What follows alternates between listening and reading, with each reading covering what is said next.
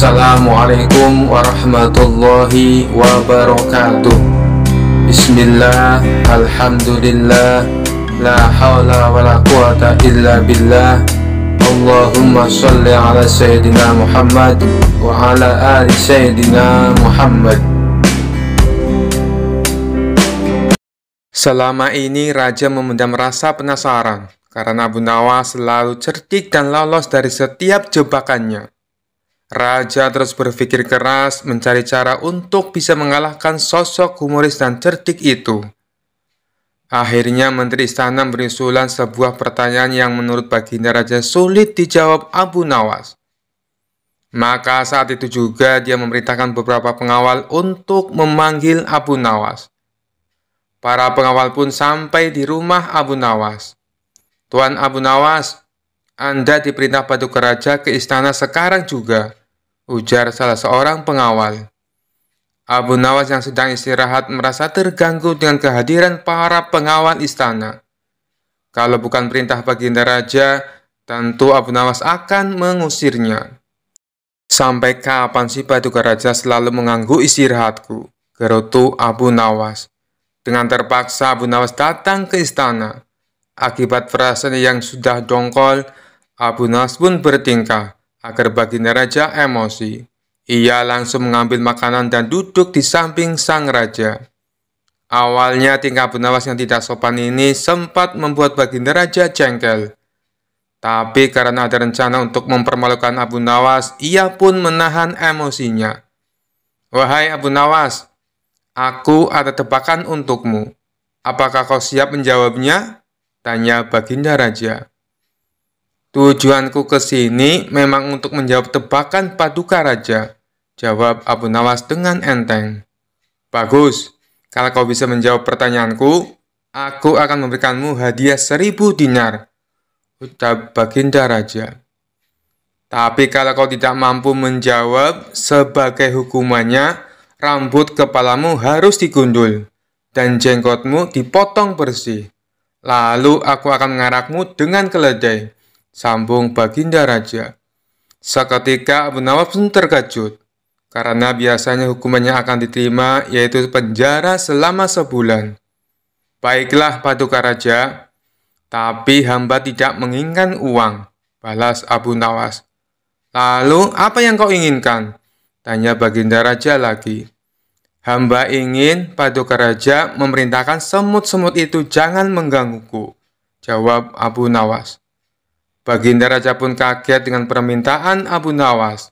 Sejenak dia berpikir bahwa semut-semut itu bukan rakyatnya, maka tidak akan mungkin terjadi. "Bukankah Baginda seorang raja? Akan hebat seorang raja bila dapat memerintah semut," celetuk Abu Nawas. Rupanya Abu Nawas mengetahui apa yang dipikirkan oleh Paduka Raja. "Bagaimana Paduka? Apakah Paduka bersedia?" terang Abu Nawas. Rasa takut pun menghampiri Baginda Raja. Ia takut Abu Nawas dapat menjawab tebakannya, tetapi dirinya malu apabila tidak dapat memenuhi permintaan Abu Nawas. Abu Nawas berpikir Baginda Raja takut malu. Akhirnya bersedia menjawab pertanyaan dari Paduka Raja tanpa sebuah syarat apapun. Mendengar hal itu, Baginda Raja merasa tenang dan lega. Ia pun langsung mengajukan pertanyaan tebakan kepada Abu Nawas. "Pohon apa yang berumur 1 tahun, memiliki 12 cabang, setiap cabangnya terdiri dari 30 daun, dan daun-daun tersebut sebagian menghadap ke arah cahaya, serta bagiannya lagi menghadap ke arah gelap," ujar Baginda Raja. Namanya saja Abu Nawas, pertanyaan sesulit apapun pasti akan dijawabnya.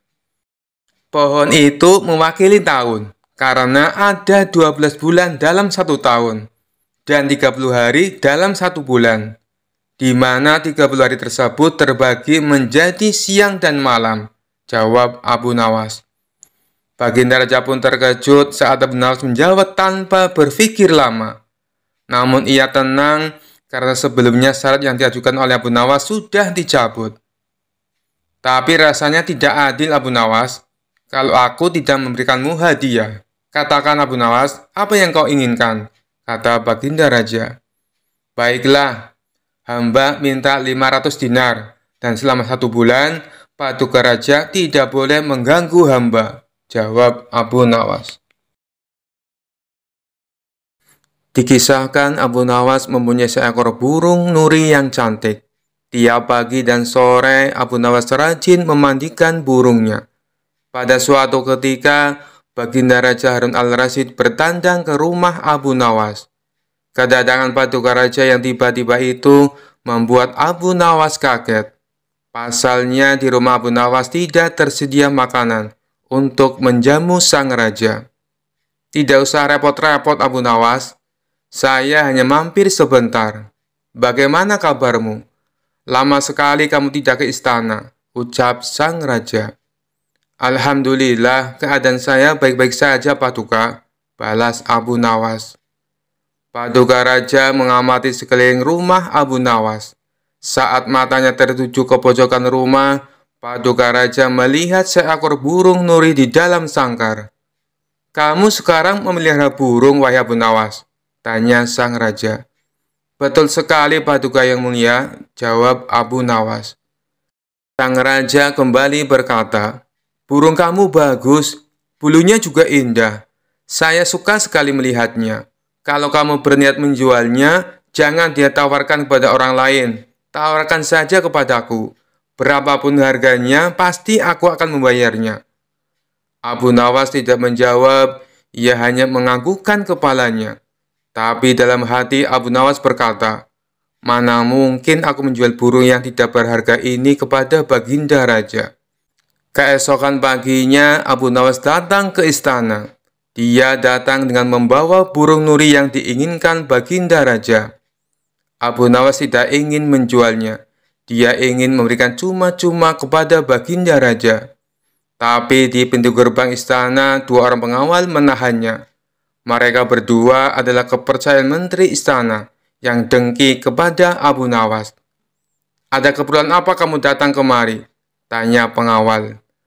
Abu Nawas menjawab, tempo hari Paduka Raja datang ke rumah saya dan menyukai burung saya.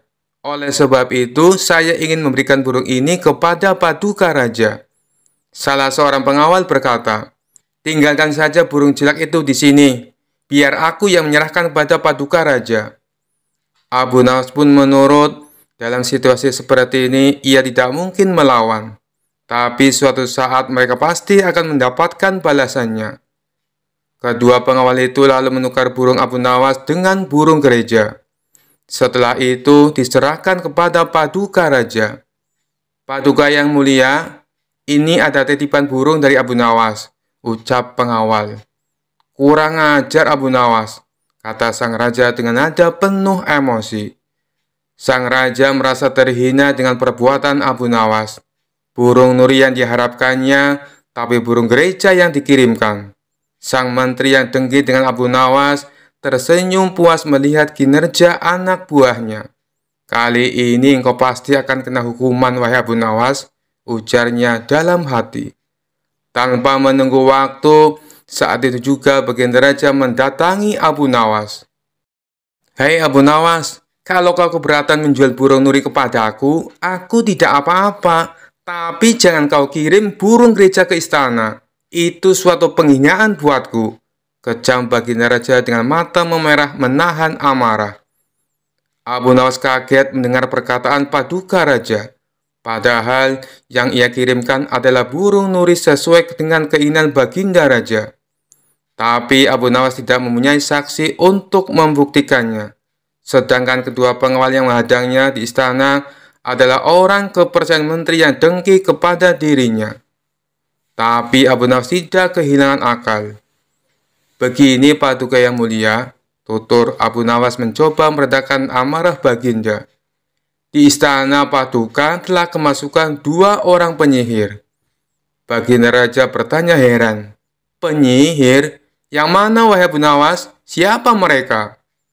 Abu Nawas pun menjawab, 2 orang penjaga pintu istana, itulah penyihirnya. Mereka telah menyihir burung nuri menjadi burung gereja. Kalau Paduka tidak percaya, tunggulah besok di istana. Paduka akan menyaksikan sendiri betapa hebatnya sihir mereka.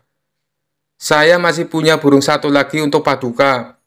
Sang raja bertanya, burung apa itu? Burung pipit, Paduka yang mulia, balas Abu Nawas. Burung pipit? Kamu sendiri kan tahu, saya tidak suka dengan burung pipit, bentak sang raja. Sabar dulu, Paduka yang mulia.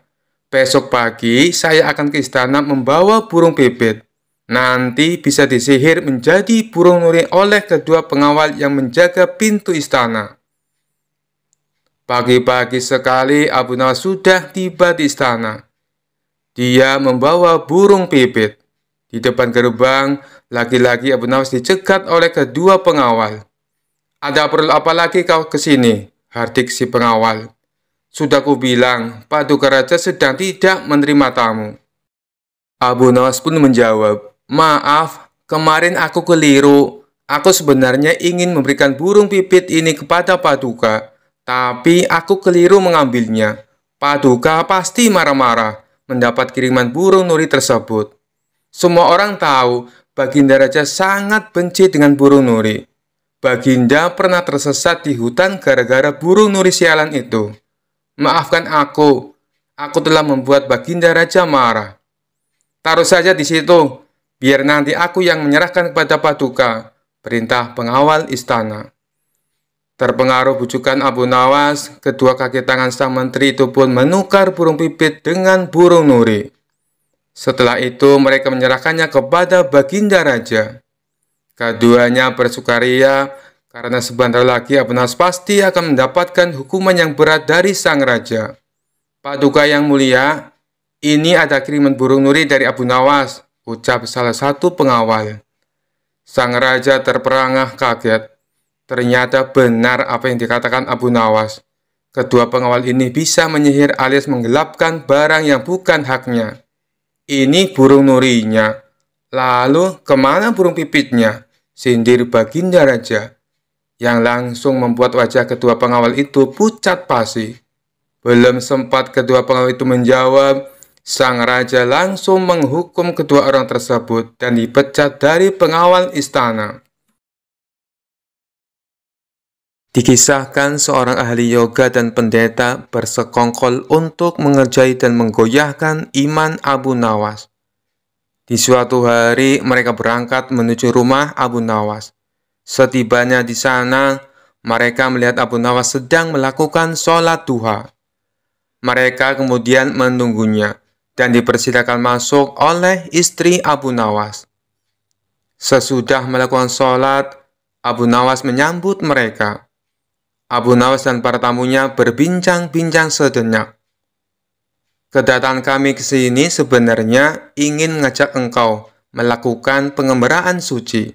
Kalau engkau tidak keberatan, bergabunglah bersama kami, ajak ahli yoga. Wah, dengan senang hati, kapan waktunya? Tanya Abu Nawas polos. Besok pagi, kata si pendeta. Baiklah kalau begitu, kita bertemu besok pagi, kata Abu Nawas menyanggupi. Keesokan harinya mereka berangkat bersama. Abu Nawas mengenakan jubah seorang sufi, ahli yoga dan pendeta memakai seragam keagamaan mereka masing-masing. Karena tidak membawa bekal di tengah-tengah perjalanan, mereka merasa lapar. Hai Abu Nawas, bagaimana kalau engkau saja yang mengumpulkan derma untuk membeli makanan bagi kami bertiga? Karena kami akan mengadakan kebaktian, kata si pendeta.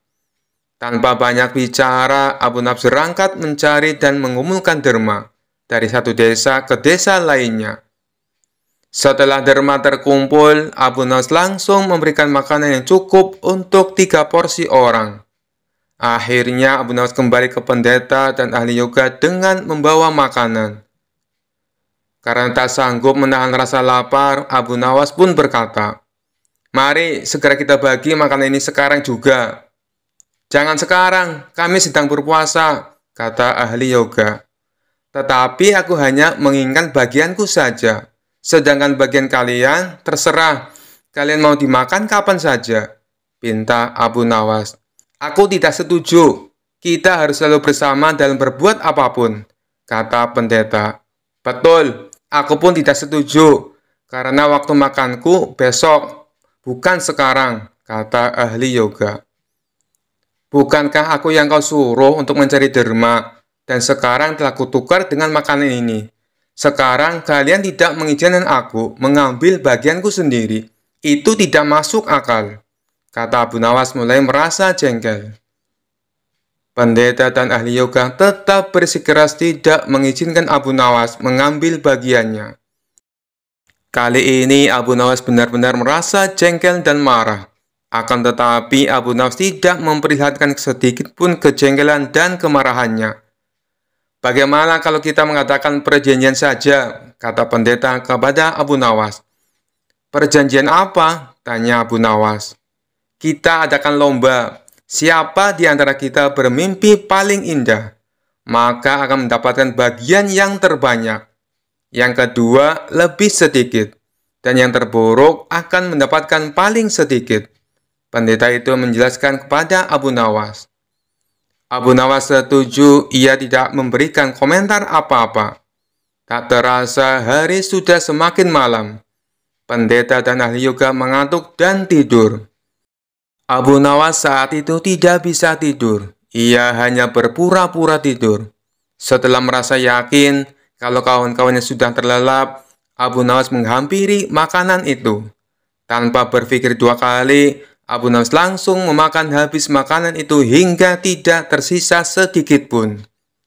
Setelah merasa kenyang, Abu Nawas baru bisa tidur. Esok pagi harinya, mereka bangun secara bersamaan. Ahli yoga dengan wajah berseri-seri bercerita.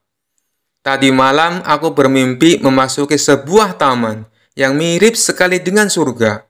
Merasakan kenikmatan yang belum pernah kurusakan sebelumnya dalam hidup ini. Pendeta mengatakan bahwa mimpi ahli yoga benar-benar menakjubkan. Lalu giliran pendeta menceritakan mimpinya. Semalam aku seolah-olah menembus ruang dan waktu. Dan ternyata memang benar. Aku secara tidak sengaja berhasil menyusup ke masa silam, di mana pendiri agamaku masih hidup. Aku bertemu dengan beliau. Dan yang paling membahagiakan, aku diberkatinya. Ahli yoga juga memuji kehebatan mimpi pendeta. Namun Abu Nawas hanya diam. Ia tampaknya memang tidak tertarik sedikit pun. Karena Abu Nawas belum juga menceritakan mimpinya, pendeta dan ahli yoga mulai tidak sabar untuk menanyakan mimpi Abu Nawas. Lalu Abu Nawas pun mulai bercerita. Kalian tentu tahu siapa Nabi Khidir alaihissalam. Beliau adalah seorang mahaguru para sufi. Tadi malam aku bermimpi berbincang-bincang dengan beliau. Beliau bertanya, apakah aku berpuasa atau tidak? Aku katakan, aku berpuasa, karena aku memang tidak makan sejak dini hari. Kemudian beliau menyuruhku segera berbuka, karena hari sudah malam. Tentu saja aku tidak berani mengabaikan perintah beliau. Aku segera bangun dari tidur dan langsung menghabiskan makanan itu. Jelas Abu Nawas tanpa ada perasaan bersalah sedikit pun. Sambil menahan rasa lapar yang menyayat perut, pendeta dan ahli yoga itu hanya bisa saling berpandangan satu sama lainnya. Kejengkelan Abu Nawas akhirnya terobati. Kini mereka sadar bahwa tidak ada gunanya coba-coba mempermainkan Abu Nawas. Pasti hanya akan mendapatkan celaka sendiri.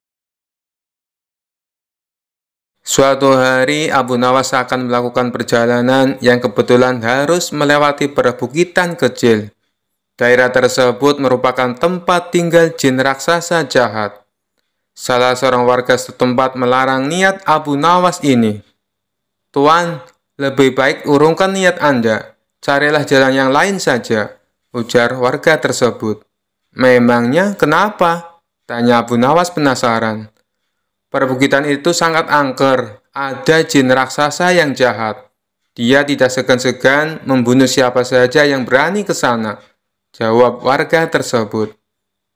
Setelah mendengar penuturan warga itu, Abu Nawas sejenak termenung. Tapi ini adalah jalan satu-satunya. Tidak ada jalan yang lain lagi, pikirnya. Setelah berpikir matang-matang dengan segenap keberanian, akhirnya Abu Nawas nekat melewati perbukitan kecil tersebut. Benar saja, baru beberapa langkah menginjakkan kaki di sana, tiba-tiba muncul sosok makhluk raksasa yang tidak lain adalah jin jahat. "Hai manusia, lancang sekali kau kemari. Kamu mau cari mati?" bentak jin raksasa jahat. "Tidak, aku hanya numpang lewat, karena ini adalah jalan satu-satunya," jawab Abu Nawas. "Kamu tahu, ini adalah daerah kekuasaanku. Siapapun dilarang lewat sini," kata jin raksasa jahat memberitahu. "Bukannya ini adalah bumi Allah, kamu tidak ada hak melarangku," balas Abu Nawas. "Oh, jadi kamu menantangku, akan aku hancurkan tubuhmu," ancam jin raksasa jahat. "Baik, silakan mencobanya, tetapi aku bisa mengalahkanmu, sebab aku sangat perkasa lebih dari yang kau bayangkan," sahut Abu Nawas tidak mau kalah. "Omong kosong, kau pasti seorang sufi, makanya berani menantangku. Orang-orang sufi itu hanya terpikat pada masalah rohani. Kau tidak akan bisa mengalahkanku, sebab aku memiliki kekuatan. Wujudku 30 kali lipat lebih besar darimu," ucap jin raksasa jahat. "Wujudmu memang lebih besar dariku, tapi itu tidak menjamin kau lebih perkasa. Kalau kau menginginkan uji kekuatan, ambil batu ini dan peraslah air darinya," balas Abu Nawas. Abu Nawas lalu memungut sebutir batu kecil dan diberikannya kepada jin raksasa yang jahat itu. Seketika batu kecil hancur lebur dalam genggamannya. Akan tetapi tidak setetes pun air yang keluar. Jin raksasa jahat tersebut coba mengulanginya beberapa kali dengan batu yang lain. Tapi usahanya sia-sia. Akhirnya jin raksasa jahat itu pun menyerah. "Ini mustahil, tidak mungkin ada air di dalam batu. Coba kau tunjukkan kalau batu memang ada airnya," kata jin raksasa penasaran. Dalam keremang-remangan, Abu Nawas mengambil sebuah batu kecil yang lapuk. Bersamaan dengan itu, tanpa sepengetahuan jin raksasa, Abu Nawas juga mengambil sebutir telur dari kantong bajunya. Lantas merupakan batu kecil menggunakan genggaman tangannya. Seketika cairan telur langsung menetes keluar. Melihat hal itu, jin raksasa jahat sangat terkesan dengan kesaktian Abu Nawas. "Kamu luar biasa. Menginaplah di tempat tinggalku malam ini. Akan kujamu kau dengan bermacam hidangan," ajak jin raksasa. Abu Nawas pun mengikutinya masuk ke sebuah gua yang sangat besar. Sesampainya di dalam sana, ia melihat banyak sekali harta dan perhiasan. "Dari mana semua harta ini?" tanya Abu Nawas. Jin raksasa jahat memberitahu semua harta dan perhiasan tersebut adalah milik para kabilah yang tersesat dan sudah dibunuh. Setelah dijamu makan malam, jin raksasa mempersilahkan Abu Nawas untuk beristirahat. "Berbaringlah di sebelahku dan tidurlah," kata jin raksasa jahat. Jin raksasa kemudian membaringkan diri dan segera tidur. Sementara Abu Nawas yang secara naluri mengetahui adanya bahaya pengkhianatan, segera bangkit dan menyembunyikan diri di tempat yang agak jauh dari jin raksasa itu. Abu Nawas mengatur tempat pembaringannya agar seolah-olah tidur di samping jin raksasa. Tidak lama setelah itu, jin raksasa itu bangun. Dia mengambil sebuah batang pohon, lalu menghajar Abu Nawas dengan sekuat tenaga, yang dikiranya masih tidur di sebelahnya. Jin raksasa jahat memukul bertubi-tubi sebanyak 7 kali, kemudian kembali berbaring dan tertidur. Setelah jin raksasa benar-benar tidur, barulah Abu Nawas membaringkan tubuhnya tepat di sebelah jin raksasa. Saat hari sudah menjelang pagi, keduanya pun terbangun. Betapa kagetnya jin raksasa melihat Abu Nawas masih hidup, bahkan tidak ada luka sedikit pun. "Guamu nyaman sekali untuk istirahat, tapi sayang, tadi malam aku agak terganggu, sebab aku sempat merasa ada nyamuk menggigitku sampai 7 kali, ucap Abu Nawas. Tentu saja hal itu sangat mengejutkan jin raksasa hingga tidak berani lagi menyerang Abu Nawas. Bagaimanapun, kalau seorang telah dipukul sebanyak 7 kali dengan batang pohon oleh jin raksasa, pasti akan mati. Apalagi memukulnya menggunakan tenaga sekuat-kuatnya. Akhirnya, jin raksasa jahat tersebut memerintahkan Abu Nawas untuk melanjutkan perjalanannya. Berkat kecerdikannya, Abu Nawas pun selamat dari pembunuhan. Kisah ini bermula ketika Abu Nawas sedang nongkrong di warung bersama kawan-kawannya. Salah satu kawannya lalu bertanya, "Hei Abu Nawas, menurutmu apakah makan pada siang hari bisa membatalkan puasa?" Abu Nawas menjawab, "Masa kayak gitu saja kalian tidak tahu? Tentu saja puasanya batal." "Oh begitu ya. Begini Abu Nawas, kamu kan terkenal cerdik. Adakah makanan yang bila dimakan tidak membatalkan puasa?" tanya kawan lainnya. "Ada, yaitu makanan asli langsung dari surga. Kalian bebas memakannya sampai kenyang," jawab Abu Nawas. "Itu sih mustahil Abu Nawas. Yang saya tanyakan makanan di dunia," timpal kawannya. "Tentu saja ada, yaitu ayam bakar dan sop kambing. Tapi ada syaratnya, kalian memakannya saat dalam mimpi," balas Abu Nawas. Seketika mereka semua tertawa terpingkal-pingkal. Rupanya saat Abu Nawas berkata demikian, terdengar oleh salah satu menteri istana yang kebetulan melintas di tempat itu. Ia pun segera melaporkannya kepada Baginda Raja. "Paduka yang mulia, Abu Nawas telah berfatwa yang melanggar syarat Islam," kata sang menteri memberitahu. "Apa yang dia katakan?" tanya Baginda Raja. "Dia bilang makan saat di siang hari di bulan puasa tidak membatalkan puasa," lapor sang menteri. "Kurang ajar Abu Nawas, dia berani mempermainkan hukum agama Islam," geram Baginda Raja. Ternyata sang menteri telah salah paham karena yang ia dengar tidak seutuhnya. "Paduka yang mulia, saya punya cara untuk membuktikan kesesatan Abu Nawas. Dengan begitu, Paduka bisa langsung menghukumnya," kata sang menteri. "Oh ya, memangnya apa rencanamu?" tanya Baginda Raja. "Saya akan pura-pura mati dan suruh Abu Nawas untuk sholat jenazah. Biasanya orang yang beraliran sesat sholatnya pasti berbeda dengan ajaran agama Islam," ujar sang menteri. "Baik, saya setuju," sahut Baginda Raja. Pada keesokan harinya, rencana pun disusun dengan matang. Lalu dipanggillah Abu Nawas ke istana. Beberapa pengawal istana lalu mendatangi rumahnya. "Tuan Abu, Anda diperintah datang ke istana," kata salah satu pengawal. "Ada kepentingan apa?" tanya Abu Nawas. "Tuan Menteri meninggal dunia dan Tuan Abu disuruh datang untuk melayat," jawab si pengawal. "Meninggal dunia? Kalau tidak salah, kemarin saya lihat dia melintas di depan warung. Saat itu saya sedang ngobrol dengan kawan-kawanku, jadi saya tidak terlalu menghiraukannya. Ajal manusia memang tidak ada yang tahu," ujar Abu Nawas. "Benar Tuan Abu, saya sendiri juga heran. Padahal kemarin saya lihat dia melaporkan Tuan Abu kepada Baginda Raja karena dianggap beraliran sesat.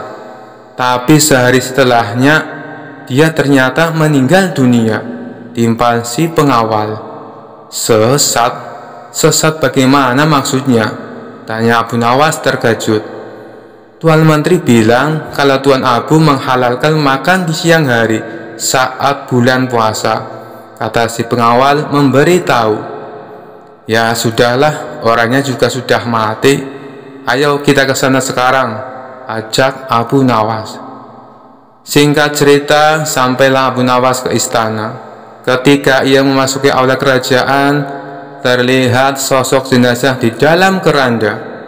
Tapi yang membuat Abu Nawas curiga kenapa kerabat keluarga sang menteri tidak ada yang hadir, terutama istri dan anak-anaknya. Kemudian Baginda Raja menyuruh Abu Nawas untuk segera menyolati jenazah sang menteri. "Mari Paduka, kita sholat bersama-sama," ajak Abu Nawas. "Kamu saja, aku sudah mensolatinya," tolak Baginda Raja. Ini tidak seperti biasanya. Padahal setiap kali ada pejabat istana yang meninggal dunia, Baginda Raja pasti sholat jenazah bersamaku, kata Abu Nawas dalam hati. Hal ini membuatnya semakin bertambah curiga. Pasti ada sesuatu yang tidak beres, pikir Abu Nawas. Akhirnya Abu Nawas pun sholat jenazah sendirian. Dan tiba-tiba saat ia sholat jenazah, Abu Nawas menambahkan ruku dan sujud. Setelah selesai menjalani sholat jenazah, Baginda Raja pun kemudian berkata, "Hei Abu Nawas, kenapa kau menambah ruku dan sujud? Itu menyalahi aturan agama." Dengan entengnya Abu Nawas membalas, "Saya tahu Paduka, tapi dosa menteri ini sangat banyak. Dosanya tidak akan terampuni kalau cara sholat jenazahnya biasa saja. Coba Paduka Raja pikirkan, dia telah memfitnah saya beraliran sesat, padahal dia tidak mendengarnya secara utuh." Kemudian Abu Nawas menjelaskan duduk permasalahan yang sebenarnya. Mendengar hal itu, Tuan Menteri yang berpura-pura mati langsung bangkit berdiri. "Kurang ajar kau Abu Nawas, justru kamu yang dosanya sangat banyak," bentak Tuan Menteri tak terima. "Lihatlah Paduka, jenazahnya hidup kembali," teriak Abu Nawas sambil berlari berpura-pura ketakutan. Sementara Baginda Raja spontan tertawa terpingkal-pingkal dengan ulah Abu Nawas ini. Sekian dulu perjumpaan kita kali ini. Sampai bertemu lagi di kisah-kisah selanjutnya. Terima kasih yang sudah subscribe dan setia menonton channel ini. Wassalamualaikum warahmatullahi wabarakatuh.